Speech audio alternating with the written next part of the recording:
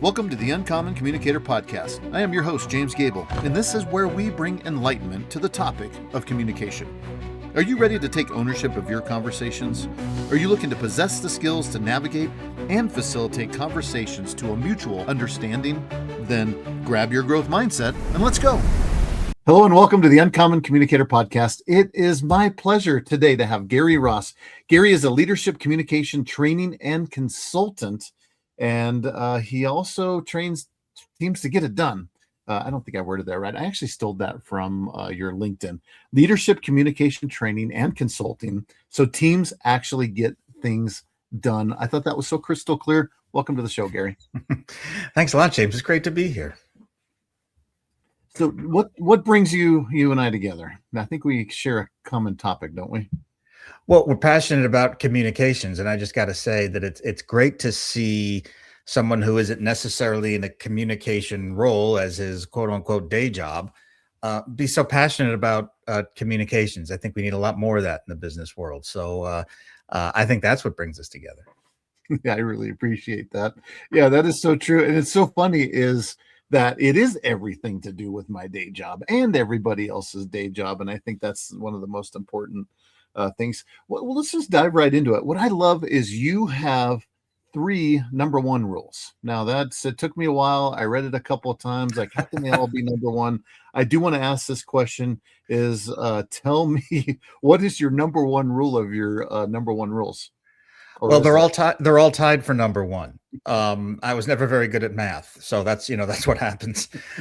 No, they're all number 1 because they're all tied for number 1, and they're all equally as important. I don't feel like I could really rank them because overall they're all equally important. And depending on what situation you're in, you may want to go toward one of those rules first. And so there's no real order there. So and they're my rules, and I can do that. So I threw that in there. I was hoping to get you to commit to that, but that's perfectly fine. One thing that I noticed, and I'm a fan of the rule of 3, and you came up with 3 rules, which is right in the rule. But what, after all your years in comms, communication training, what was really the moment, or what was the thing that got you to these 3 rules? I think it was a cumulative effect over many years. I spent 20 years in-house in communications departments, and I led communications departments at companies like Hyatt Hotels and CDW and Fortune Brands. And then I've been consulting and training on my own now for about 12 years.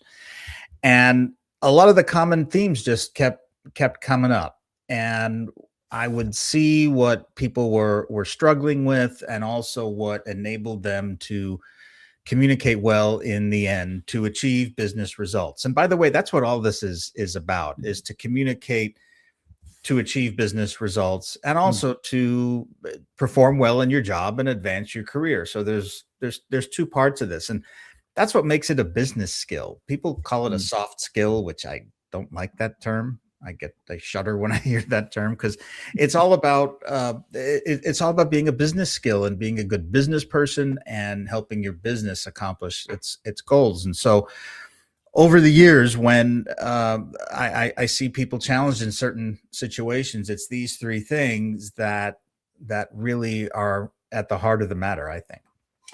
Yeah, and I would say you're the first person I've ever heard call it business skills, and I love that, because I think we share the dislike for the soft skill, because it is certainly not that at all. So I appreciate that.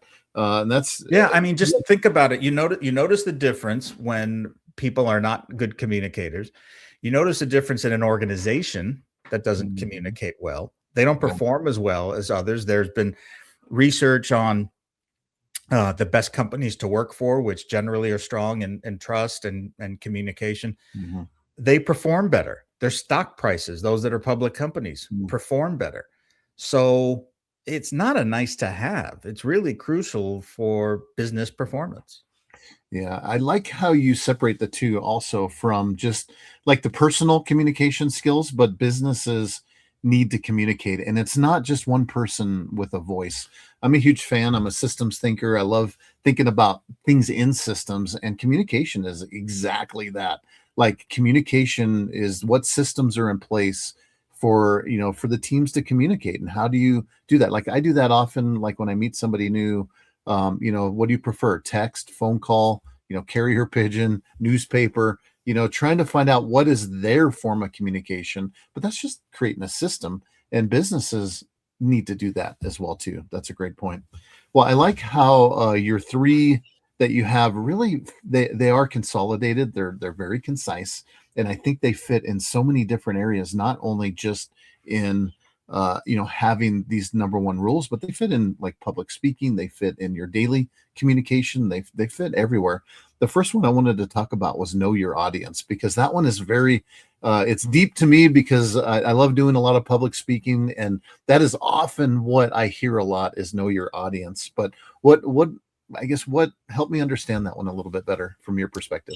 Well, you were just getting at it just now when you're talking to people, when you're asking somebody, how do they want to communicate? What's the best way to reach them?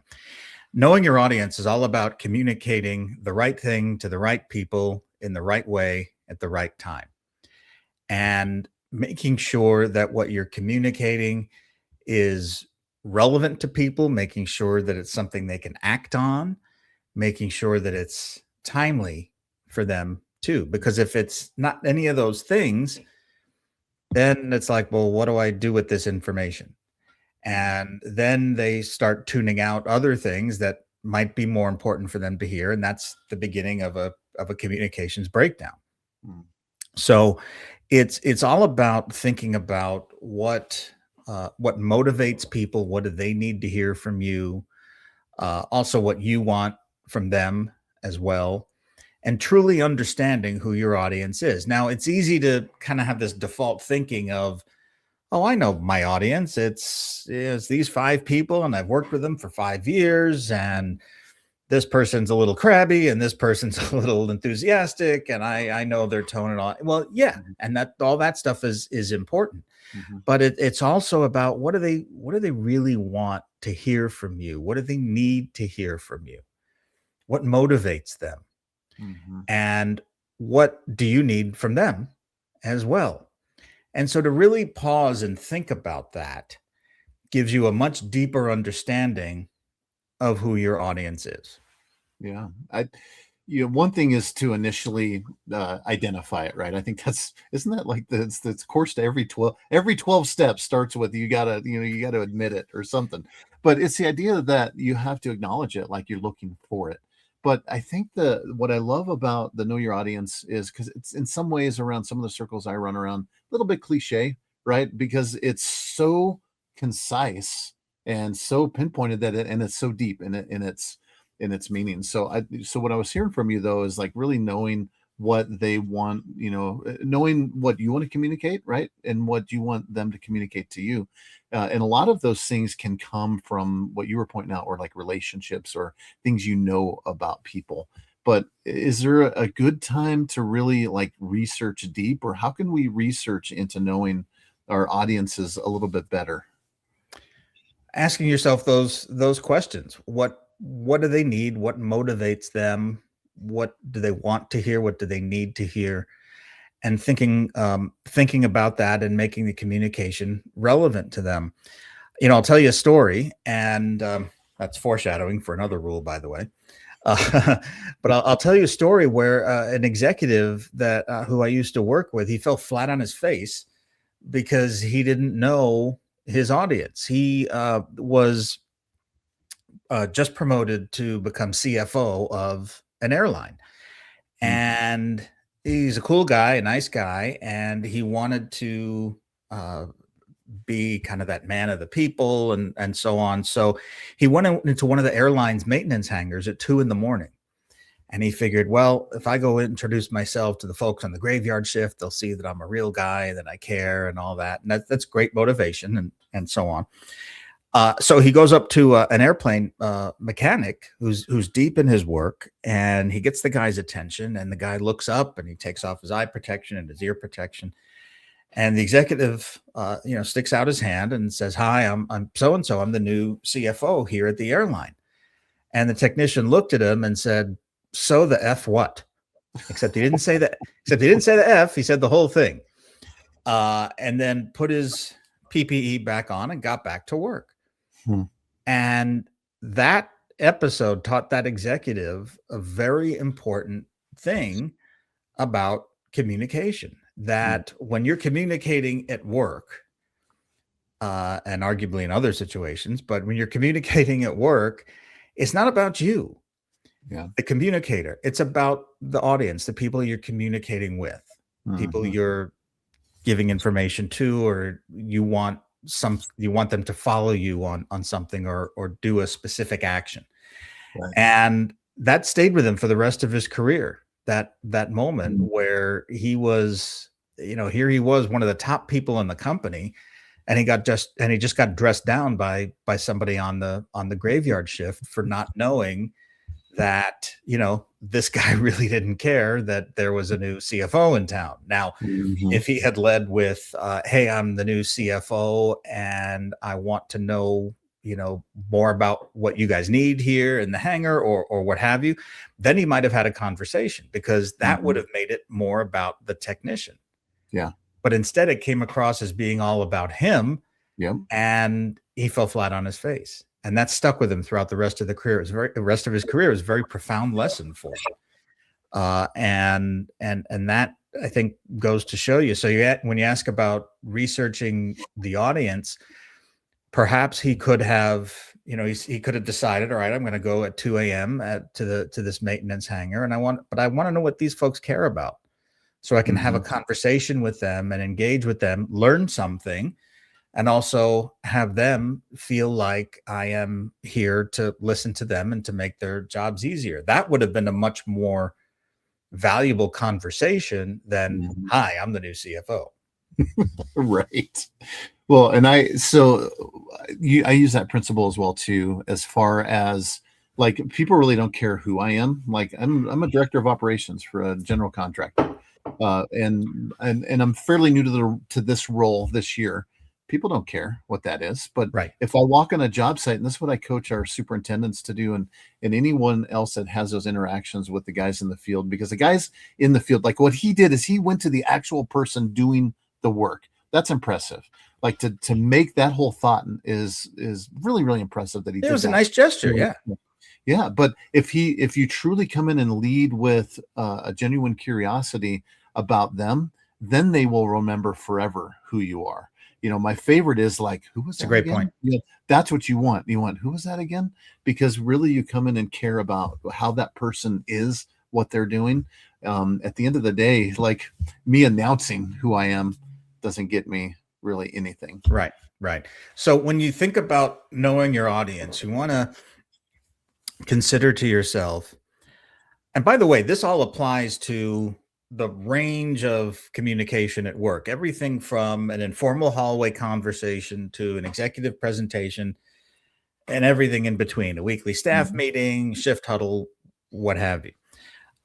But once you think about these things about your audience, then you want to consider, all right, what do I want people to think, feel, and do as a result of my communication with them?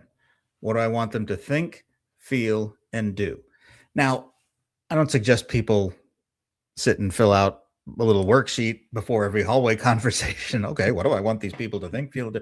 But it becomes something, it becomes like a mental muscle that you want to train. So when you find yourself in those hallway conversations, and all of a sudden 30 seconds, 60 seconds into the conversation, you realize, oh, this is a substantial conversation. Then you want to think to yourself, all right, what do I want people to think as a result of this conversation? What's the news? What are the basic facts?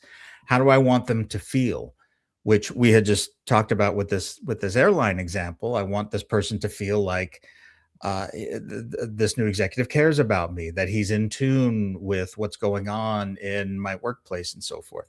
And then ultimately, what do you want people to do? What's the action that you want people to take as a result of your communication? And that, believe it or not, that's the part that gets left off the most, is what do we want people to do? We've all seen the email toward the end of a quarter or the end of a year where we get this note from an executive and they say, hey, we're 5% behind our goal for the end of the year, but we have the best team in the industry, and I need you to finish the year strong.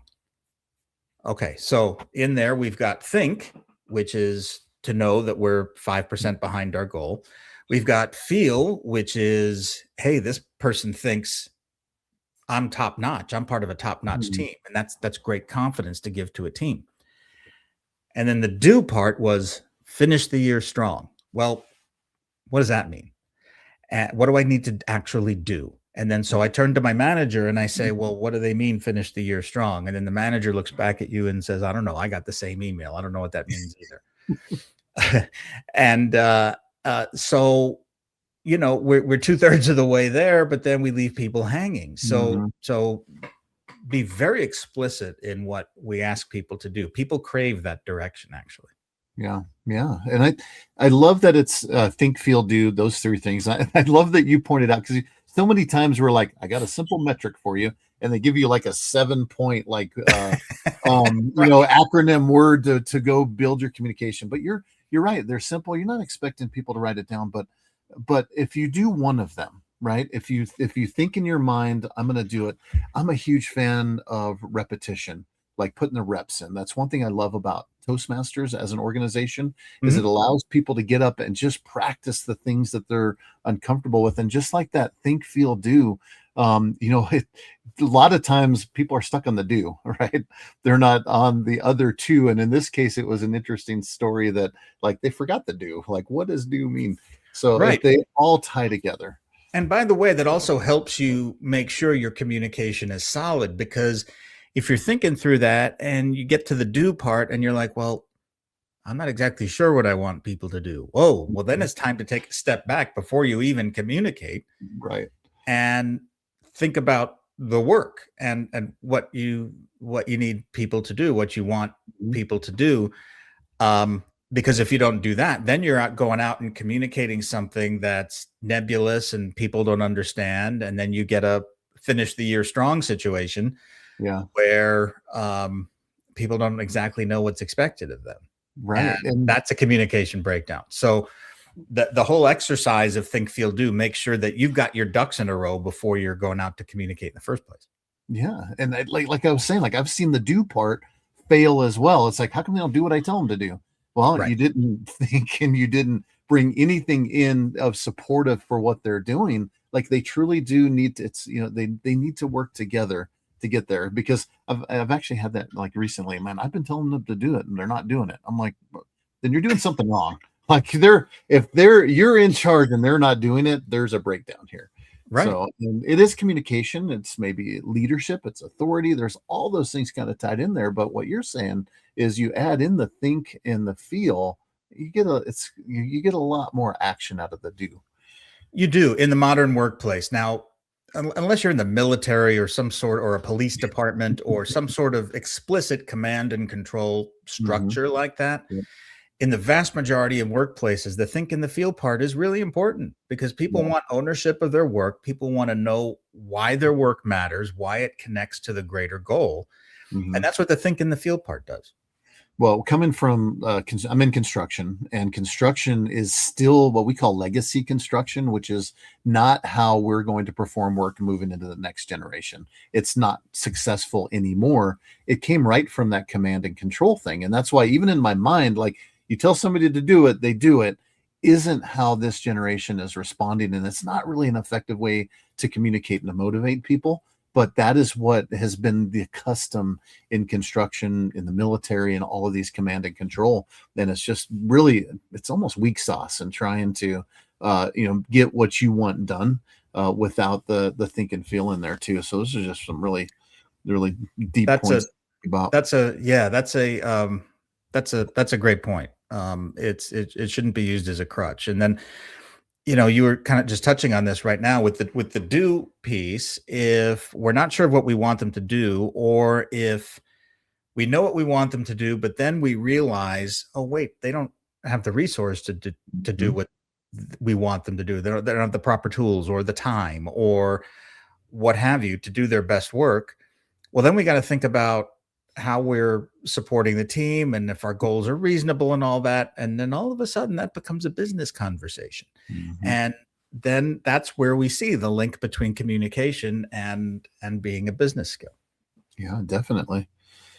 Well, we're going to jump into one of the other rules because they're not in order. There's no particular order. I couldn't even get you nailed down to a top 1, 2, or 3, but They're all tied.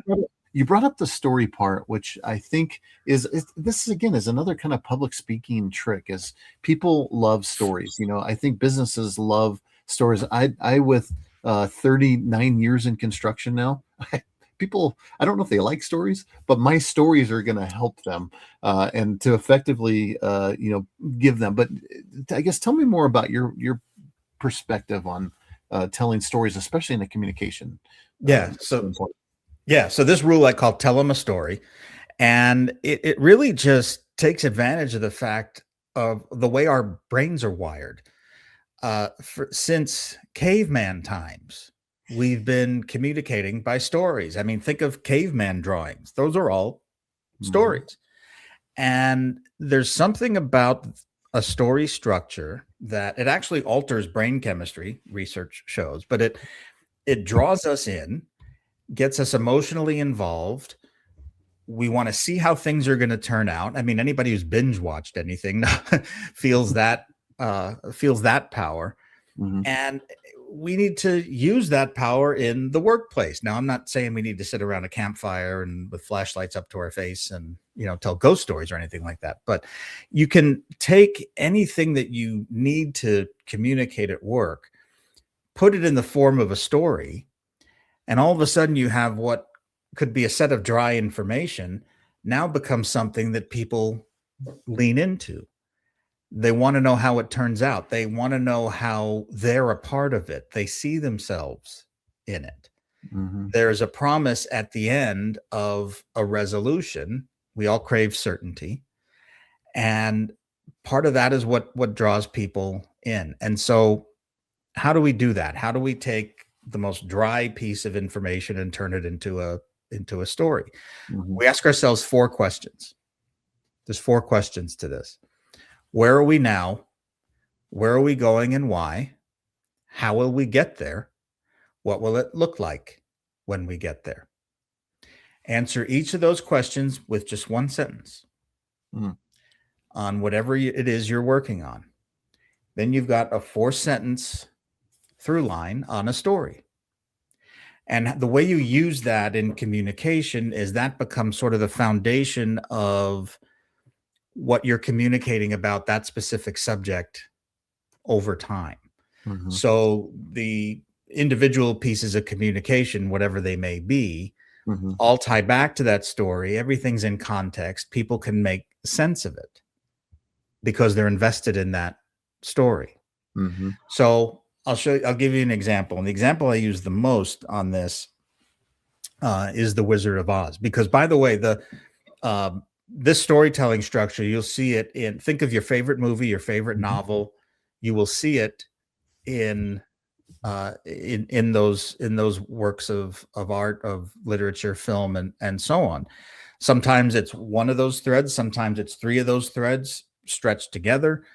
But The Wizard of Oz, I think, gives us the simplest example. So I could come up to you and say, hey, there was this visitor to a town and she met with a civic leader and then she left. That's factual, right? In this story. But what if I also told you, where are we now? Well, this girl is stuck in Oz. The girl from Kansas is stuck in Oz. Where are we going and why? Well, she's off to see the wizard because he's the only one who can get her home. How are we going to get there? We're going to follow the yellow brick road. And oh, by the way, along this trip, we're going to make some new friends, and we have to avoid the Wicked Witch of the West and the creepy winged monkeys and all that stuff. What will it look like when we get there? There's no place like home. And notice at the end, I didn't say Dorothy gets back to Kansas. Mm-hmm. It's there's no place like home. We always want to have some sort of emotional component to whatever the resolution of the story is. So those 4 questions take us through, and they also introduce the typical storytelling elements that we see in our favorite books and movies. Where are we now introduces your hero or your heroine. Where are we going and why? That introduces a bit of a challenge and a quest. Mm-hmm. How are we going to get there? The quest and the journey continues, but it also is where the conflict resides. Mm-hmm. And what's it going to look like when we get there? That's the resolution, the satisfying end to the story. So we can take that and we can say, well, let's say we're talking about we're going to be moving our offices to a new place. Where are we going and why? Or I'm sorry, where are we now? We're outgrowing our new office, and we need to be closer to our clients, and so we've got to move. Where are we going and why? We're moving to a new downtown office that'll get us closer to our clients, and it'll be an easier commute for most of our people. How are we going to get there? We'll give you all the supplies that you need to do a simple move, and we'll keep you informed along the way. And what's it going to look like when we get there? We'll be in this brand new spacious office. We'll enjoy working in the city. We'll be closer to our clients, and our business will improve, and this will be a better place for all of us to work. So that's how you take kind of a dry situation like an office move and turn it into a compelling story that we can all get behind. Yeah. And that's you could really do that with anything. But think about, the Wizard of Oz, think about Star Wars, think about Shakespearean plays, think about anything that you like out in the world in terms of literature or film, and you'll see that story structure in there. It's pretty amazing. And so let's use that at work to draw people into what we're communicating. I love that. I immediately went to Star Wars as well too. It seems like that theme alone is for Star Wars is in every movie. But what you just described though too is it really does explain the reason why I've heard people tell terrible stories. Like you're like you're enthralled. Somebody's like going along. I've had this like they're just one of those like maybe not self-aware. They're gonna like hook your ear and they're just gonna talk your ear off, and you're like, okay, it's entertaining, right? Sometimes I'm in it for the ride. Like, all right, this is entertaining, and there's no end. Like, wow, they went to another story and didn't finish it. I'm like, this leaves me so unsatisfied with that story. Yeah, maybe we know where we're going, but we don't know why, or the other way around. Maybe we don't know how we're going to get there, or to your point, we never get to the end, so I never get that payoff. Yeah, or maybe there was never an end, right? The goal of this conversation was for you to talk, and you didn't even need to be there, right? I've literally just started stepping backwards before. I think for me as a communicator, though, I've learned some techniques to not allow that to happen. I felt like I was always a good listener, and I over-listened myself to learn that my time's valuable too. And if there truly isn't like an end to the story, like I'm going to find a way to get out of that. That's probably a whole nother topic for us on how to exit conversations and stories that don't, that aren't effectively going somewhere. Yeah. Well, so those are two really important things. Know your audience, tell them a story. Tell them a story fits in so many different ways. And I loved how you broke it down to really 4 sentences. Like it doesn't even have to be long, but if you have, because a lot of organizations are moving, and to have just a 4-sentence reason and story to get there, that's enough to satisfy some folks to say, okay, that makes sense. Let's go. Yeah.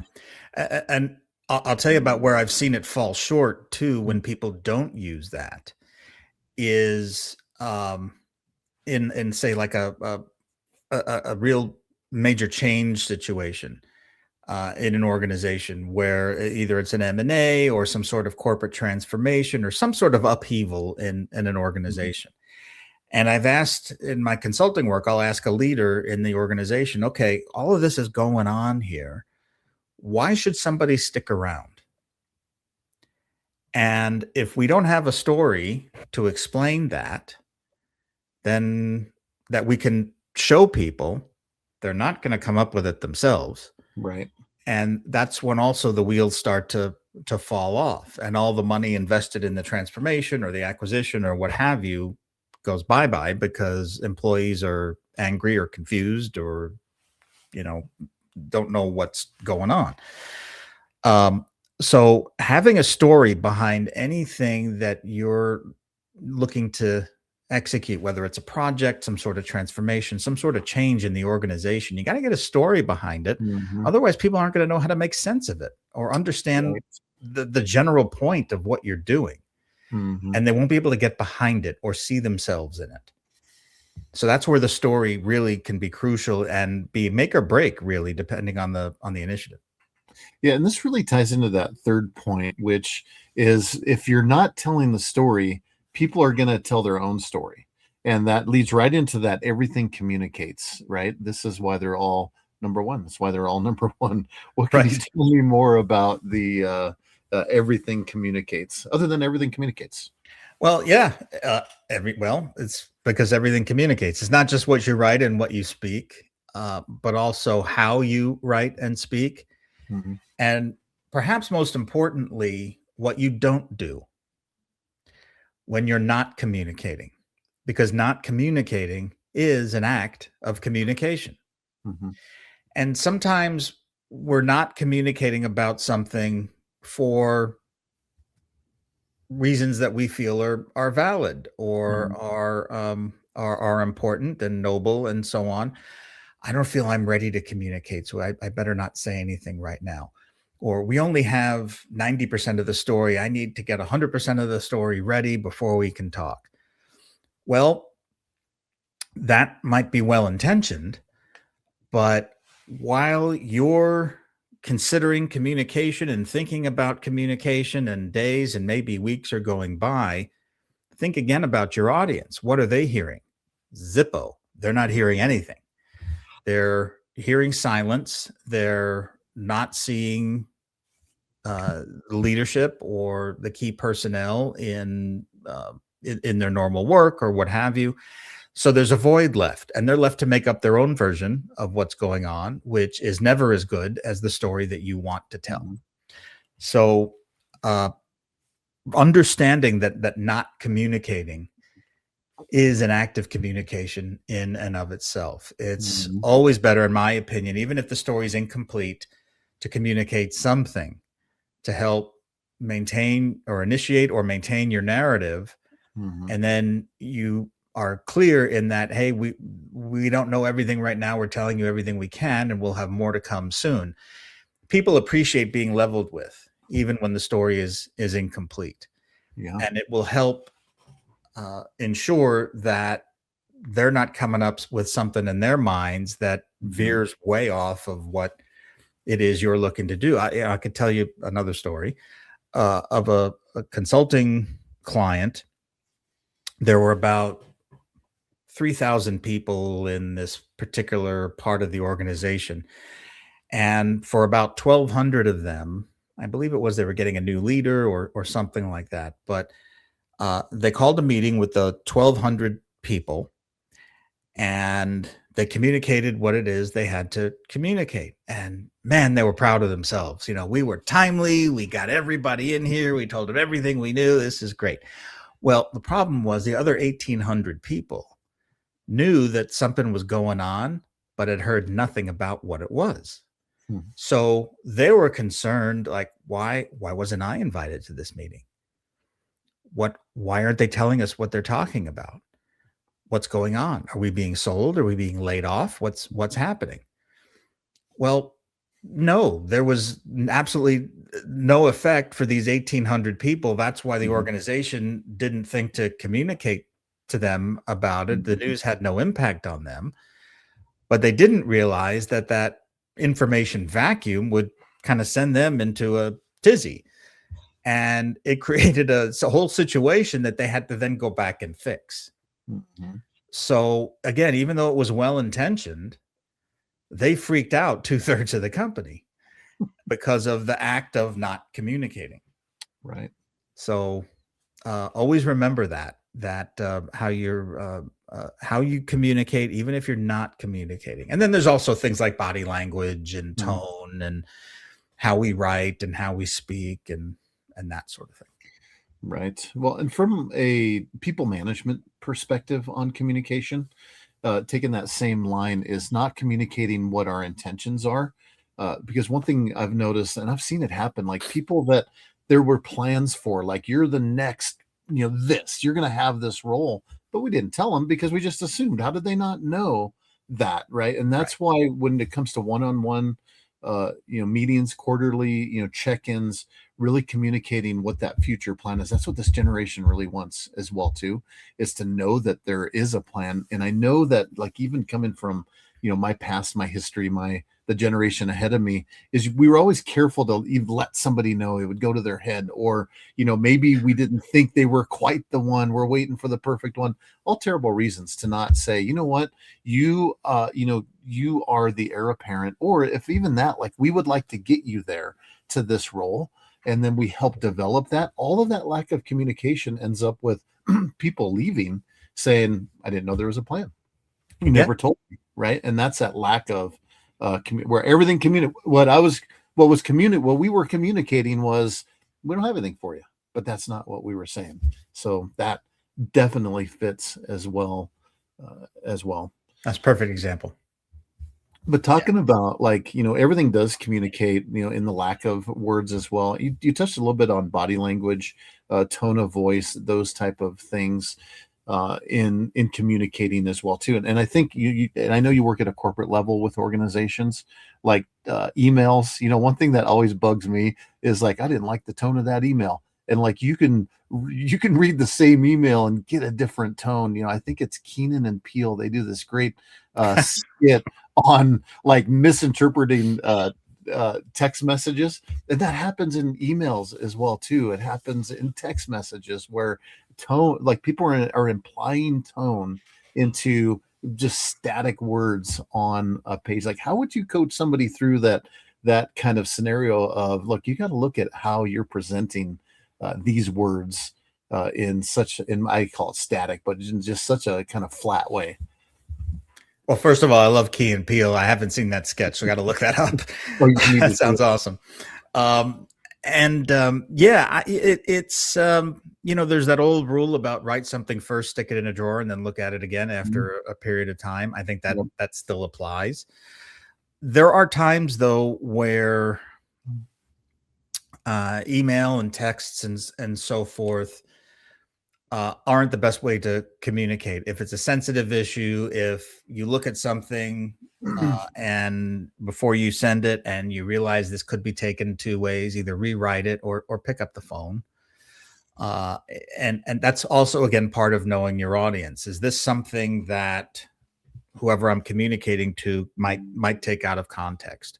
Mm-hmm. Are they sensitive to a particular topic or something that might have happened? Being aware of their perspective, their frame of reference, their environment. Again, putting yourself in their mind, not making the communication about something you want to send, but make it about something that they are receiving, and how putting yourself in their mind frame and their perspective, how would they receive something? So that kind of falls under that umbrella. Mm-hmm.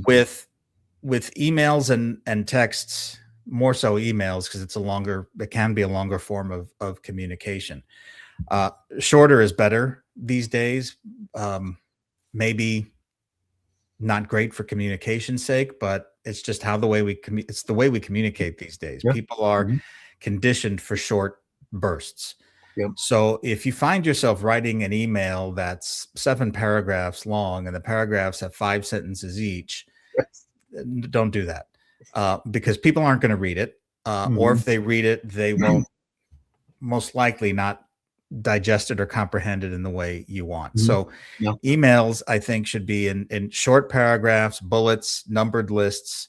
Paragraphs should be 2 sentences, really, at most, if possible. If I catch myself writing longer paragraphs than that, I find a way to break them up. Yeah. Or I think, should this be 2 emails, or should this be a phone call?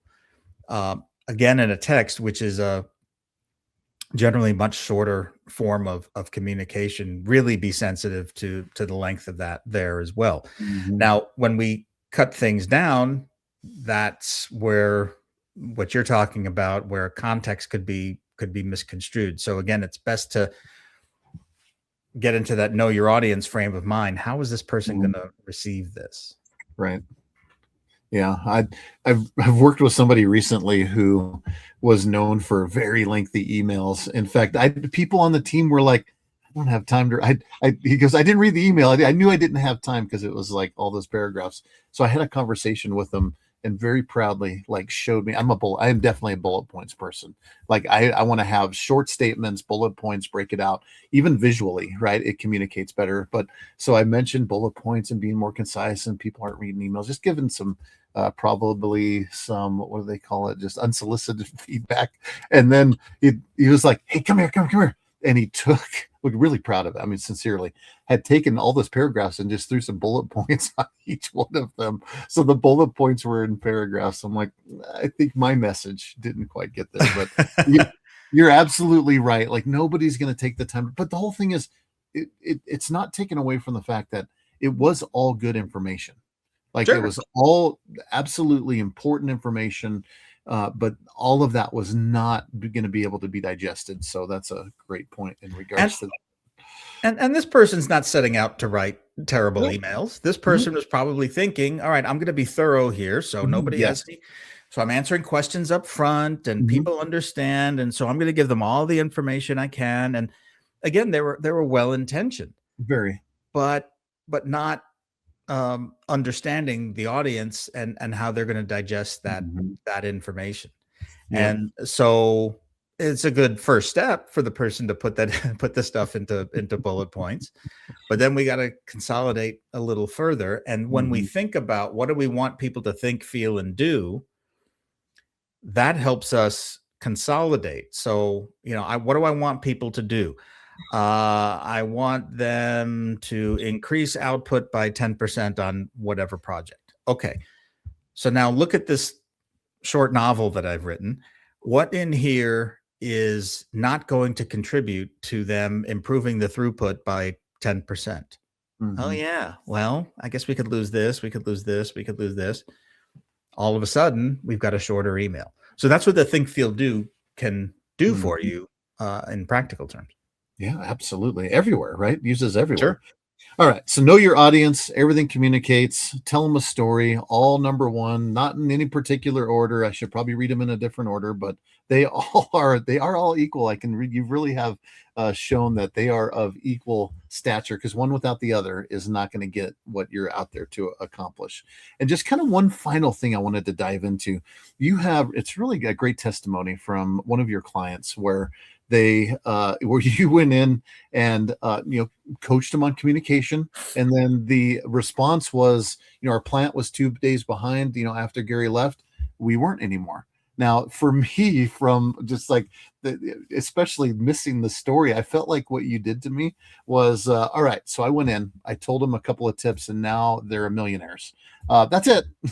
Well, I know there's some more in there, especially coming from manufacturing and coming from construction. Like, I want to know, like, what were specific things in the communication that helped communicate productivity? Because I'm a lean thinker, I'm a lean-minded, construction individual. Like, what are some specifics from that we're able to change to allow them to communicate to improve production?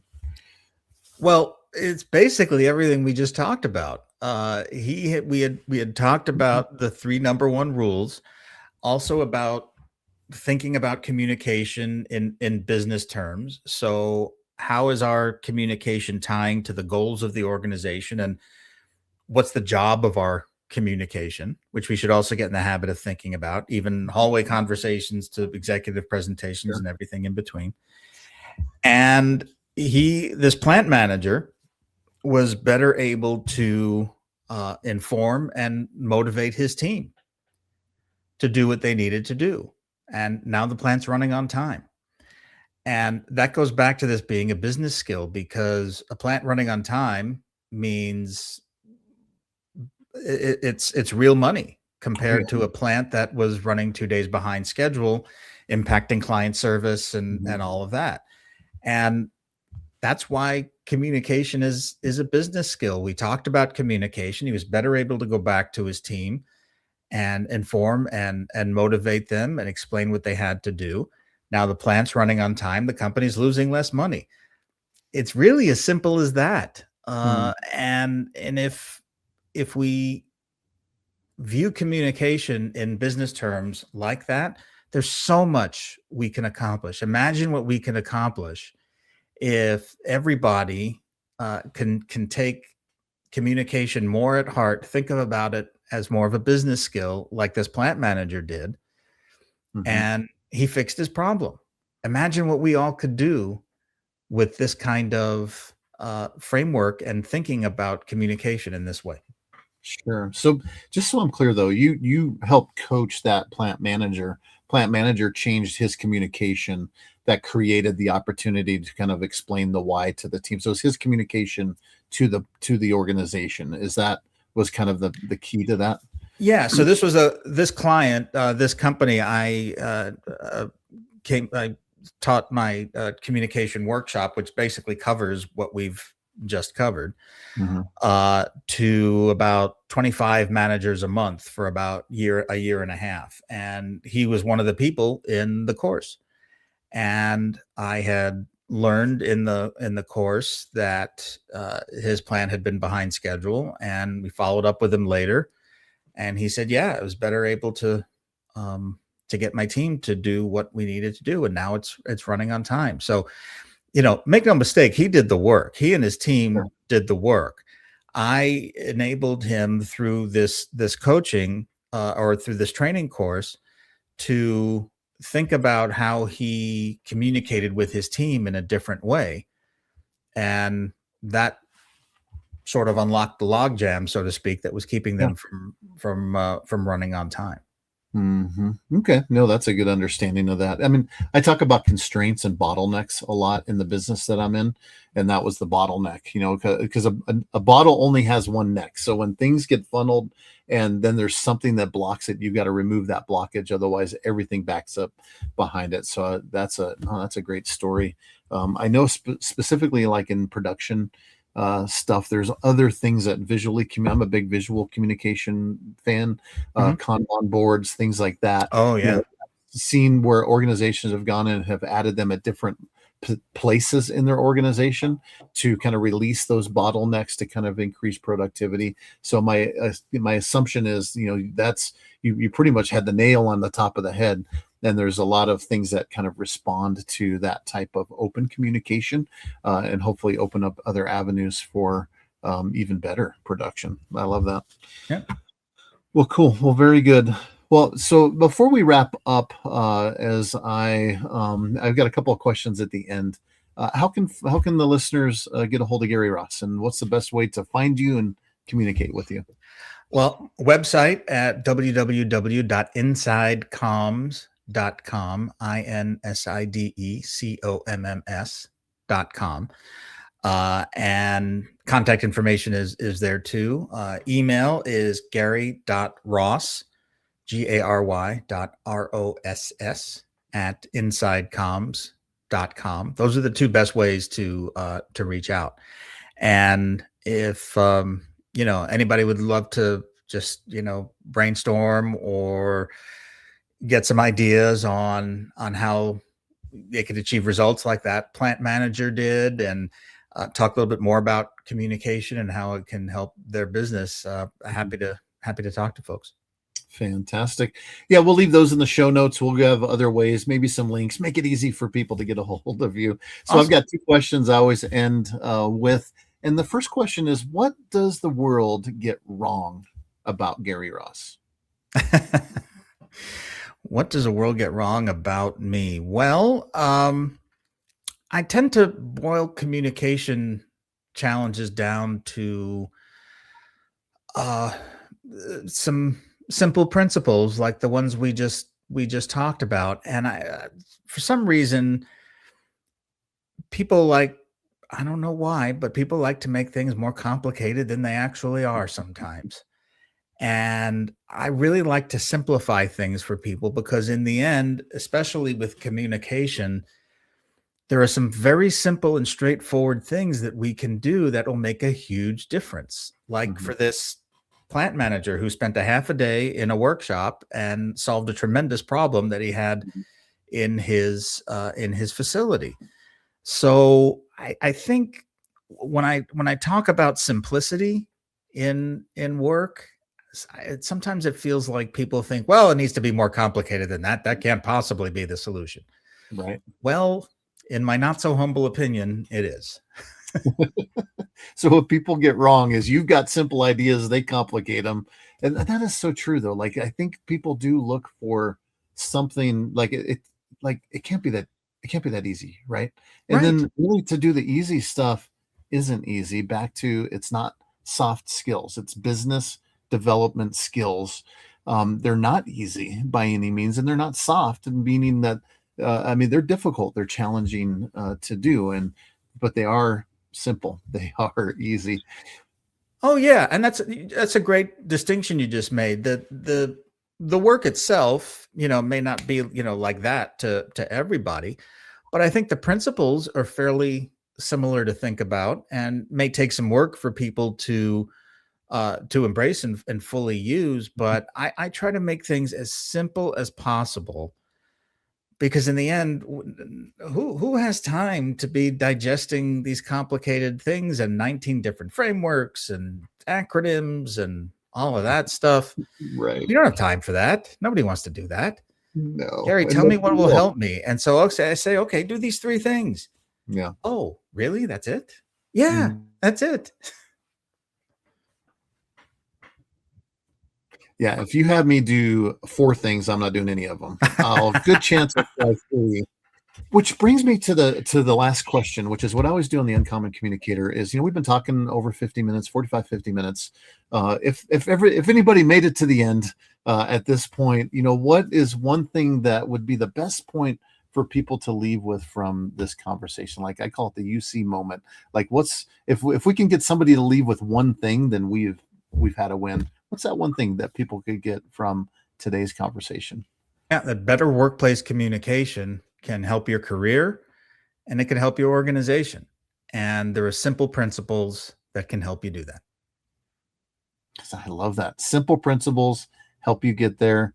Remember the top the top 3 number ones, and you can't go wrong. Gary, thanks so much for this conversation. And that's all we got for everybody today. See you. Bye. Congratulations. You made it all the way to the end. You're officially a 1%er. Thanks for tuning into this episode of the Uncommon Communicator with me, your host, James Gable. Make sure you like and share this episode. This helps spread the message of communication to the world. Check out our website, The Uncommon Communicator, for more, and connect with me on LinkedIn to keep building those communication skills. See you next time.